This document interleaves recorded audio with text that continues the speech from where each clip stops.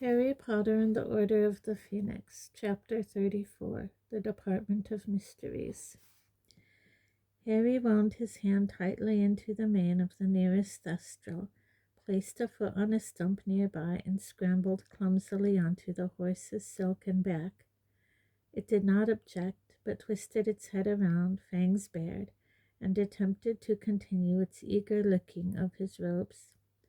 He found there was a way of lodging his knees behind the wing joints that made him feel more secure, then looked around at the others. Neville had heaved himself over the back of the next thestral and was now attempting to swing one short leg over the creature's back. Luna was already in place, sitting side saddle and adjusting her ropes as though she did this every day. Ron, Hermione, and Ginny, however, were still standing motionless on the spot, open-mouthed and staring. "What?" he said. "How are we supposed to get on," said Ron faintly, "when we can't see the things?" "Oh, it's easy," said Luna, gliding obligingly from her thestral and marching over to him, Hermione, and Ginny. "Come here." She pulled them over to the other thestrals standing around, and one by one managed to help them onto the back of their mount. All three looked extremely nervous as she wound their hands into their horses' mane and told them to grip tightly before she got back onto her own steed. "This is mad," Ron murmured, moving his free hand gingerly up and down his horse's neck. "Mad. If I could just see it." "You'd better hope it stays invisible," said Harry darkly. "Were we all ready then?" They all nodded, and he saw 5 pairs of knees tighten beneath their robes. "Okay." He looked on at the back of his thestral's glossy black head and swallowed. "Ministry of Magic visitors entrance. London, then," he said uncertainly. If you know where to go." For a moment, Harry's thestral did nothing at all. Then, with a sweeping movement that nearly unseated him, the wings on either side extended. The horse crouched slowly, then rocketed upwards so fast and so steeply that Harry had to clench his arms and legs tightly around the horse to avoid sliding backwards over its bony rump. He closed his eyes and pressed his face down into the horse's silky mane as they burst through the topmost branches of the trees and soared out into a blood-red sunset. Harry did not think he had ever moved so fast. The thestral streaked over the castle, its wide wings hardly beating. The cooling air was slapping Harry's face, eyes screwed up against the rushing wind. He looked round and saw his 5 fellows soaring along behind him, each of them bent as low as possible into the neck of their thestral to protect themselves from his slipstream. They were over the Hogwarts grounds. They had passed Hogsmeade. Harry could see mountains and gullies below them. As the daylight began to fail, Harry saw small collections of lights as they passed over more villages, then a winding road on which a single car was beetling its way home through the hills. "This is bizarre!" Harry barely heard Ron yell from somewhere behind him, and he imagined how it must feel to be speeding along at this height with no visible means of support. Twilight fell. The sky was turning into a light dusky purple littered with tiny silver stars, and soon only the lights of muggled hounds gave them any clue of how far from the ground they were, or how very fast they were traveling. Harry's arms were wrapped tightly around his horse's neck as he willed it to go even faster. How much time had elapsed since he had seen Sirius lying on the Department of Mysteries floor? How much longer would Sirius be able to resist Voldemort? All Harry knew for sure was that his godfather had neither done as Voldemort wanted nor died, for he was convinced that either outcome would have caused him to feel Voldemort's jubilation or fury course through his own body, making his scar sear as painfully as it had on the night Mr. Weasley was attacked. On they flew through the gathering darkness. Harry's face felt stiff and cold, his legs numb from gripping the Thestral's sides so tightly, but he did not dare shift his position lest he slip. He was deaf from the thundering rush of air in his ears, and his mouth was dry and frozen from the cold night wind. He had lost all sense of how far they had come. All his faith was in the beast beneath him, still streaking purposefully through the night, barely flapping its wings as it sped ever onwards. If they were too late, he's still alive, he's still fighting, I can feel it. If Voldemort had decided Sirius was not going to crack, I'd know. Harry's stomach gave a jolt. The Thestral's head was suddenly pointing towards the ground, and he actually slid forwards a few inches along its neck. They were descending at last. He thought he heard a shriek behind him, and twisted around dangerously, but could see no sign of a falling body. Presumably they had all received a shock from the change of direction, just as he had. And now bright orange lights were glowing larger and rounder on all sides. They could see the tops of buildings, streams of headlights like luminous insect eyes, squares of pale yellow that were windows. Quite suddenly, it seemed, they were hurtling towards the pavement. Harry gripped the Thestral with every last ounce of his strength, braced for a sudden impact. But the horse touched the dark ground as lightly as a shadow, and Harry slid from its back, looking around at the street where the overflowing skip still stood a short way from the vandalized telephone box, both drained of color in the flat orange glare of the street lights. Ron landed a short way off and toppled immediately from his Thestral onto the pavement. "Never again," he said, struggling to his feet.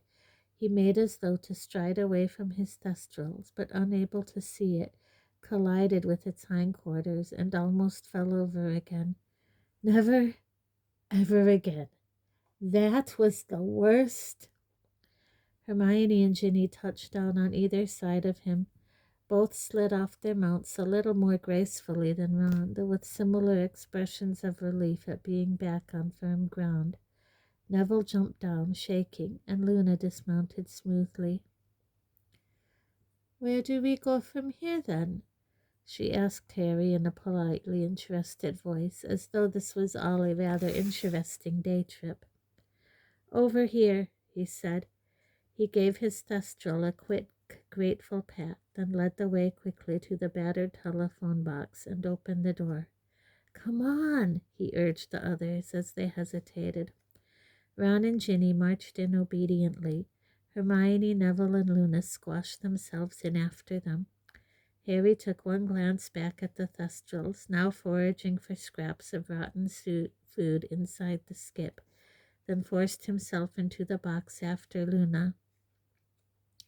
"Whoever's nearest the receiver, dial 62442, he said. Ron did it, his arm bent bizarrely to reach the dial. As it whirred back into place, the cool female voice sounded inside the box. "Welcome to the Ministry of Magic. Please state your name and business." "Harry Potter, Ron Weasley, Hermione Granger," Harry said very quickly. "Ginny Weasley, Neville Longbottom, Luna Lovegood. We're here to save someone, unless your ministry can do it first." "Thank you," said the cool female voice. "Visitors, please take the badges and attach them to the front of your robes." Half a dozen badges slid out of the metal chute where returned coins normally appeared. Hermione scooped them up and handed them mutely to Harry over Ginny's head. He glanced at the topmost one, Harry Potter Rescue Mission. "Visitors to the ministry, you are required to submit to a surge and present your wands for registration at the security desk, which is located at the far end of the atrium." "Fine," Harry said loudly as his scar gave another throb. "Now can we move?" The floor of the telephone box shuddered, and the pavement rose up past its glass windows. The scavenging Thestrals were sliding out of sight. Blackness closed over their heads, and with a dull grinding noise they sank down into the depths of the Ministry of Magic. A chink of soft golden light hit their feet, and widening, rose up their bodies. Harry bent his knees and held his wand as ready as he could in such cramped conditions as he peered through the glass to see whether anybody was waiting for them in the atrium, but it seemed to be completely empty. The light was dimmer than it had been by day. There were no fires burning under the mantelpieces set into the walls, but as the lift slid smoothly to a halt, he saw that golden symbols continued to twist sinuously in the dark blue ceiling. "The Ministry of Magic wishes you a pleasant evening," said the woman's voice. The door of the telephone box burst open. Harry toppled out of it, followed by Neville and Luna. The only sound in the atrium was the steady rush of water from the golden fountain, where jets from the wands of the witch and wizard, the point of the centaur's arrow, the tip of the goblin's hat, and the house elf-seers continued to gush into the surrounding pool. "Come on," said Harry quietly, and the six of them sprinted off down the hall, Harry in the lead, past the fountain towards the desk where the watch wizard who had weighed Harry's wand had sat, and which was now deserted. Harry felt sure there ought to be a security person there, sure their absence was an ominous sign, and his feeling of foreboding increased as they passed through the golden gates to the lifts. He pressed the nearest down button, and a lift clattered into sight almost immediately. The golden grills slid apart with the great echoing clanking, and they dashed inside. Harry stabbed the number 9 button. The grills closed with a bang, and the lift began to descend, jangling and rattling. Harry had not realized how noisy the lifts were on the day he had come with Mr. Weasley. He was sure the din would raise every security person within the building. Yet when the lift halted, the cool female voice said, "Department of Mysteries," and the grills slid open. They stepped out into the corridor where nothing was moving but the nearest torches, flickering in the rush of air from the lift. Harry turned towards the plain black door. After months and months of dreaming about it, he was here at last. "Let's go," he whispered, and he led the way down the corridor, Luna right behind him, gazing around with her mouth slightly open. "Okay, listen," said Harry, stopping again within 6 feet of the door. Maybe a couple of people should stay here as a lookout, and how are we going to let you know something's coming?" asked Ginny, her eyebrows raised. "You could be miles away." "We're coming with you, Harry," said Neville. "Let's get on with it," said Ron firmly. Harry still did not want to take them all with him, but it seemed he had no choice. He turned to face the door and walked forwards. Just as it had in his dream, it swung open, and he marched forwards, leading the others over the threshold. They were standing in a large circular room. Everything in here was black, including the floor and ceiling. Identical, unmarked, handleless black doors were set at intervals all around the black walls, interspersed with branches of candles whose flames burned blue. Their cool, shimmering light reflected in the shining marble floor made it look as though there was dark water underfoot. "Someone shut the door," Harry muttered. He regretted giving this order the moment Neville had obeyed it. Without the long chink of light from the torchlit corridor behind them, the place became so dark that for a moment the only things they could see were the bunches of shivering blue flames on the walls and their ghostly reflections in the floor. In his dream, Harry had always walked purposefully across this room to the door immediately opposite the entrance, and walked on, but there were around a dozen doors here. Just as he was gazing ahead at the doors opposite him, trying to decide which was the right one, there was a great rumbling noise, and the candles began to move sideways. The circular wall was rotating. Hermione grabbed Harry's arm as though frightened the floor might move too, but it did not. For a few seconds, the blue flames around them were blurred to resemble neon lines as the walls sped around. Then, quite as suddenly as it had started, the rumbling stopped, and everything became stationary once again. Harry's eyes had blue streaks burned into them. It was all he could see. "What was that about?" whispered Ron fearfully. "I think it was to stop us knowing which door we came through," said Ginny in a hushed voice. Harry realized at once she was right. He could no sooner identify the exit door than locate an ant on the jet black floor, and the door through which they needed to proceed could be any one of the dozens surrounding them. "How are we going to get back out?" said Neville uncomfortably. "Well, that doesn't matter now," said Harry forcefully, blinking to try to erase the blue lines from his vision, and clutching his wand tighter than ever. "We won't need to get out till we've found Sirius."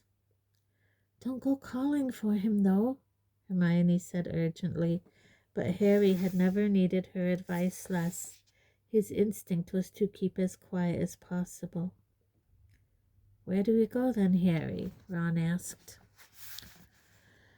"I don't," Harry began. He swallowed.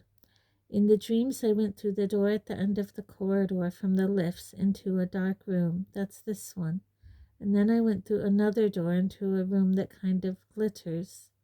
We should try a few doors," he said hastily. "I'll know the right way when I see it. Come on." He marched straight at the door now facing him, the others following close behind him, set his left hand against its cool, shining surface, raised his wand ready to strike the moment it opened, and pushed. It swung open easily. After the darkness of the first room, the lamps hanging low on golden chains from the ceiling gave the impression that this long rectangular room was much brighter, though there was no glittering, shimmering lights as Harry had seen in his dreams. The place was quite empty except for a few desks, and in the very middle of the room an enormous glass tank of deep green liquid, big enough for all of them to swim in. A number of pearly white objects were drifting around lazily in it. "What are those things?" whispered Ron. "Dunno," said Harry. "Are they fish?" breathed Ginny. "Aquavirus maggots," said Luna excitedly. "Dad said the Ministry were breeding." "No," said Hermione. She sounded odd. She moved forward to look through the side of the tank. "They're brains." "Brains?" "Yes. I wonder what they're doing with them." Harry joined her at the tank. Sure enough, there could be no mistake now he saw them at close quarters. Glimmering eerily, they drifted in and out of sight in the depths of the green liquid, looking something like slimy cauliflowers. "Let's get out of here," said Harry. "This isn't right. We need to try another door." "There are doors here, too," said Ron, pointing around the walls. Harry's heart sank. How big was this place? "In my dream I went through that dark room into the second one," he said. "I think we should go back and try from there." So they hurried back into the dark circular room. The ghostly shapes of the brains were now swimming before Harry's eyes instead of the blue candle flames. "Wait," said Hermione sharply as Luna made to close the door of the brain room behind them. "Flagrate!" She drew with her wand in midair, and a fiery X appeared on the door.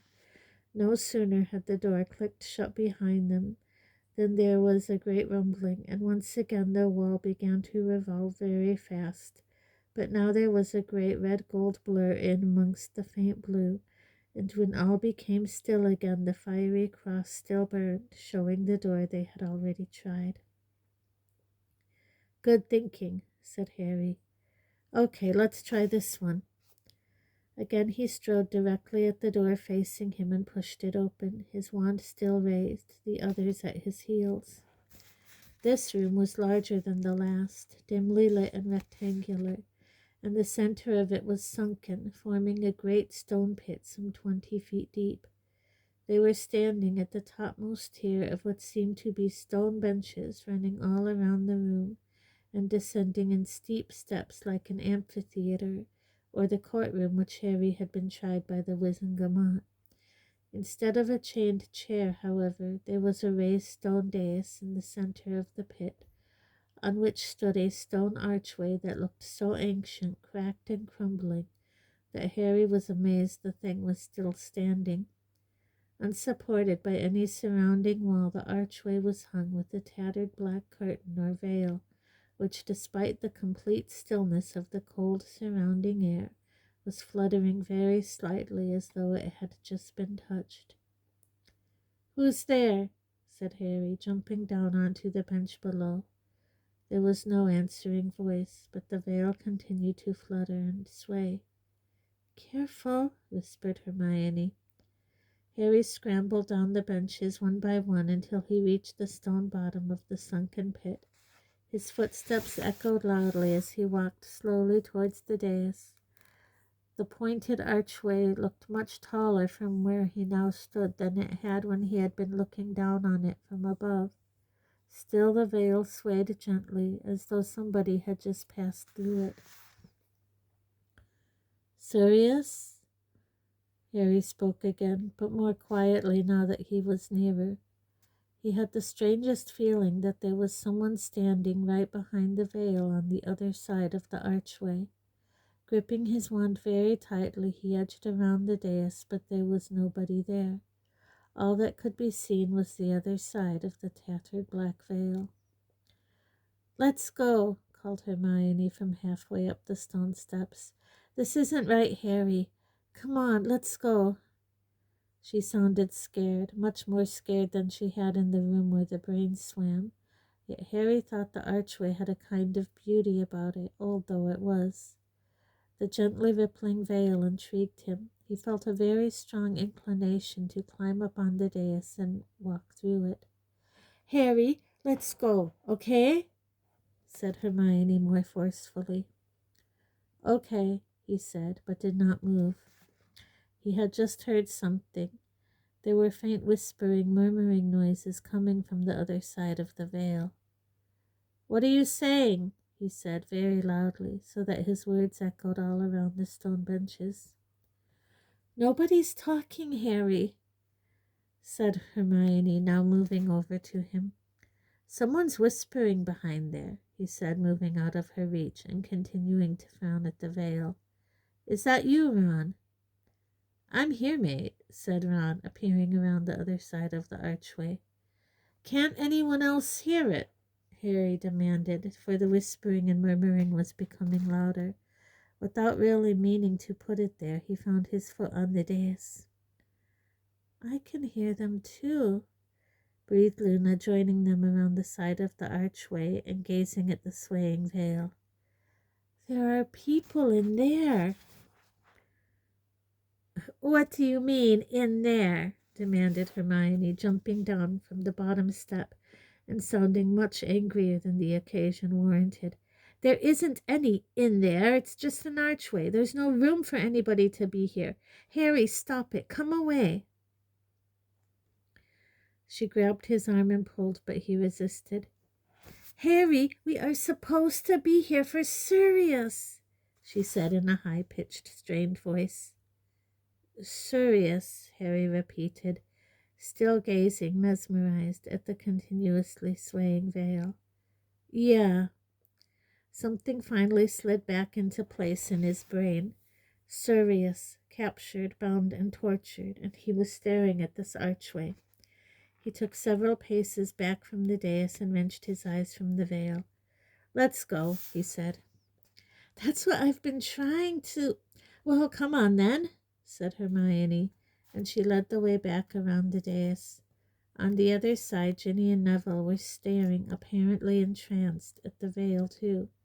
Without speaking, Hermione took hold of Ginny's arm, Ron grabbed Neville's, and they marched them firmly back to the lowest stone bench and clambered all the way back up to the door. What do you reckon that was? Harry asked Hermione as they regained the dark circular room. I don't know, but whatever it was dangerous, she said firmly, again inscribing a fiery cross on the door. Once more the wall spun and became still again. Harry approached another door at random and pushed. It did not move. What's wrong? Said Hermione. It's locked, said Harry, throwing his weight at the door, but it didn't budge. This is it then, isn't it? Said Ron excitedly, joining Harry in the attempt to force the door open. Bound to be. Get out of the way, said Hermione sharply. She pointed her wand at the place where a lock would have been on an ordinary door and said, Alohomora. Nothing happened. Sirius's knife, said Harry. He pulled it out from inside his robes and slid it into the crack between the door and the wall. The others all watched eagerly as he ran it from top to bottom, withdrew it, and then flung his shoulder again at the door. It remained as firmly shut as ever. What was more, when Harry looked down at the knife, he saw the blade had melted. Right, we're leaving that room, said Hermione decisively. But what if that's the one? Said Ron, staring at it with a mixture of apprehension and longing. It can't be. Harry could get through all the doors in his dream, said Hermione, marking the door with another fiery cross as Harry replaced the now useless handle of Sirius's knife in his pocket. You know it could be in there, said Luna eagerly as the wall started to spin yet again. Something blibbering, no doubt, said Hermione under her breath, and Neville gave a nervous little laugh. The wall slid to a halt, and Harry, with a feeling of increasing desperation, pushed the next door open. This is it. He knew it at once by the beautiful dancing diamond-sparkling light. As Harry's eyes became accustomed to the brilliant glare, he saw clocks gleaming from every surface, large and small, grandfather and carriage, hanging in spaces between the bookcases or standing on desks, ranging the length of the room, so that a busy, relentless ticking filled the place like thousands of minuscule marching footsteps. The source of the dancing diamond bright light was a towering crystal bell jar that stood at the far end of the room. This way! Harry's heart was pumping frantically now that he knew they were on the right track. He led the way down the narrow space between the lines of desks, heading, as he had done in his dream, for the source of the light, the crystal bell jar quite as tall as he was, that stood on a desk and appeared to be full of a billowing, glittering wind. Oh, look, said Ginny as they drew nearer, pointing at the very heart of the bell jar. Drifting along in the sparkling current inside was a tiny jewel-bright egg. As it rose in the jar, it cracked open, and a hummingbird emerged, which was carried to the very top of the jar. But as it fell on the draught, its feathers became bedraggled and damp again, and by the time it had been borne back to the bottom of the jar, it had been enclosed once more in its egg. Keep going, said Harry sharply, because Ginny showed signs of wanting to stop and watch the egg's progress back into a bird. You dawdled enough by that old arch, she said crossly, but followed him past the bell jar to the only door behind it. This is it, Harry said again, and his heart was now pumping so hard and fast he felt it must interfere with his speech. It's through here. He glanced around at them all. They had their wands out and looked suddenly serious and anxious. He looked back at the door and pushed. It swung open. They were there. They had found the place, high as a church and full of nothing but towering shelves covered in small dusty glass orbs. They glimmered dully in the light issuing from more candle brackets set at intervals along the shelves. Like those in the circular room behind them, their flames were burning blue. The room was very cold. Harry edged forward and peered down one of the shadowy aisles between two rows of shelves. He could not hear anything or see the slightest sign of movement. "You said it was row 97, whispered Hermione. "Yeah," breathed Harry, looking up at the end of the closest row. Beneath the branch of blue glowing candles protruding from it glimmered the silver figure 53. "We need to go right, I think," whispered Hermione, squinting to the next row. "Yes, that's 54. "Keep your wands ready," Harry said softly. They crept forward, glancing behind them as they went on down the long alleys of shelves, the further ends of which were in near total darkness. Tiny yellowing labels had been stuck beneath each glass orb on the shelves. Some of them had a weird liquid glow, others were as dull and dark within as blow-in light bulbs. They passed row 84, 85. Harry was listening hard for the slightest sound of movement, but Sirius might be gagged now, or else unconscious. Or, said an unbidden voice inside his head, he might already be dead. "I'd have felt it," he told himself, his heart now hammering against his Adam's apple. "I'd already know." 97, whispered Hermione. They stood grouped around the end of the row, gazing down the alley behind it. There was nobody there. "He's right down at the end," said Harry, whose mouth had become slightly dry. "You can't see properly from there." And he led them between the towering rows of glass balls, some of which glowed softly as they passed. "He should be near here," whispered Harry, convinced that every step was going to bring the ragged form of Sirius into view on the darkened floor. "Anywhere here, really close." "Harry?" said Hermione tentatively, but he did not want to respond. His mouth was very dry. "Somewhere about here," he said. They had reached the end of the row and emerged into more dim candlelight. There was nobody there. All was echoing dusty silence. "He might be," Harry whispered hoarsely, peering down the next alley. "Or maybe—" He hurried to look down the one beyond that. "Harry?" said Hermione again. "What?" he snarled. I don't think Sirius is here." Nobody spoke. Harry did not want to look at any of them. He felt sick. He did not understand why Sirius was not here. He had to be here. This was where he, Harry, had seen him. He ran up the space at the end of the row, staring down them. Empty aisle after empty aisle flickered past. He ran the other way, back past his staring companions. There was no sign of Sirius anywhere, nor any hint of a struggle. "Harry!" Ron called. "What?" He did not want to hear what Ron had to say, did not want to hear Ron tell him he had been stupid, or suggest that they ought to go back to Hogwarts.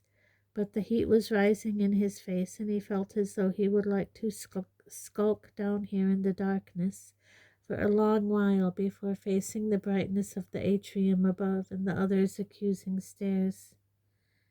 "Have you seen this?" said Ron. "What?" said Harry, but eagerly this time. It had to be a sign that Sirius had been there, a clue.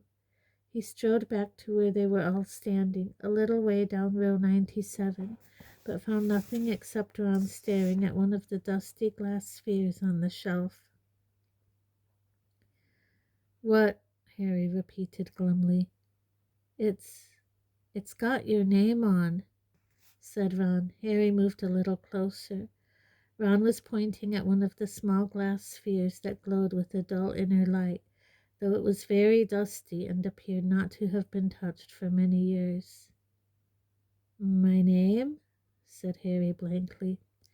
He stepped forwards. Not as tall as Ron, he had to crane his neck to read the yellowish label affixed to the shelf right beneath the dusty glass ball.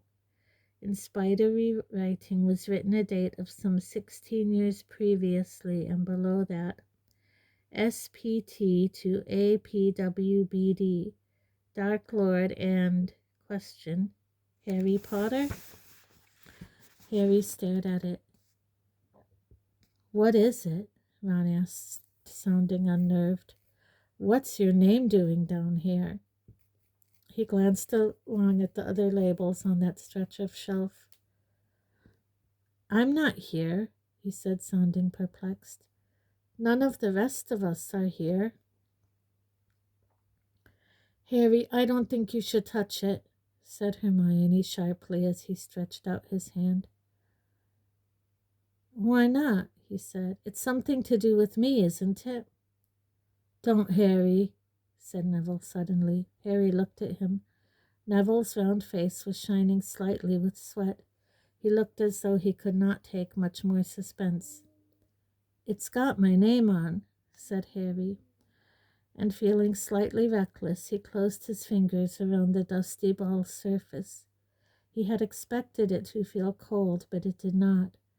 On the contrary, it felt as though it had been lying in the sun for hours, as though the glow of light within was warming it.